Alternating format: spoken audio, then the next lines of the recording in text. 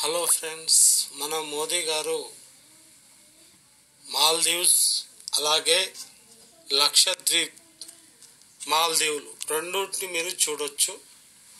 మాల్దీవులు ఎంత ప్రత్యేకమంటే చాలా సుందర ప్రదేశాలు, ఆకర్షణీయమైనటువంటి పడవలు చూస్తున్నారు కదా. సముద్ర మట్టానికి ఇవి ఒక 6 నుంచి 10 అడుగుల ఎత్తులో ఉంటాయి.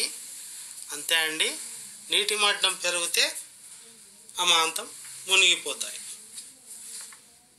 అక్కడ చాలా సుందరమైన ప్రదేశాలు ఉన్నాయి.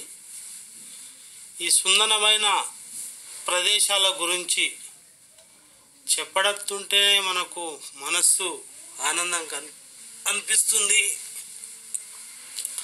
ఇక్కడ చూశారు కదా, ఈ కనిపించేదే మనకు మాల్దీవులు.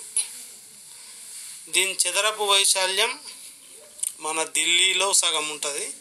ఇక్కడ నివసించే ప్రజలు 2 లక్షల జనాభా.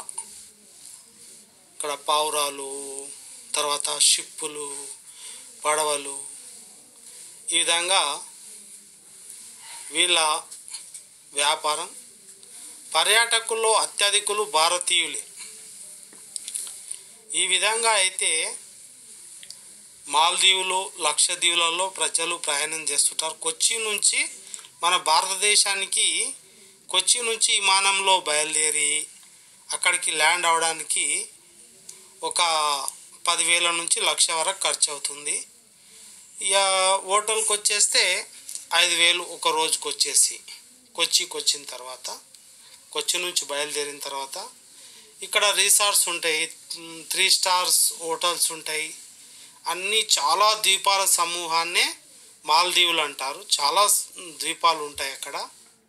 వాటిలో కొన్నిట్లో మాత్రమే మనుషులు ఉంటారు. ఆ కొన్నిట్లో లెక్క కడితే మనకు ఒక 2 లక్షల జనాభా ఉండవచ్చు. ఇక్కడ చూడండి, చక్కటి నీరు, మధ్యలో ఒక పుష్పంలాగా, పచ్చటి పుష్పంలాగా ఉన్నటువంటి మాల్దీవులు, చెట్లు, కొబ్బరి తోటలు, చాలా బాగుంటుంది. ఇలాంటి ప్రదేశాలు టూరిజంకు ఎక్కువ భారతీయులు అయితే ఈ యొక్క టూరిజంకి వెళ్తారు. ఇక్కడ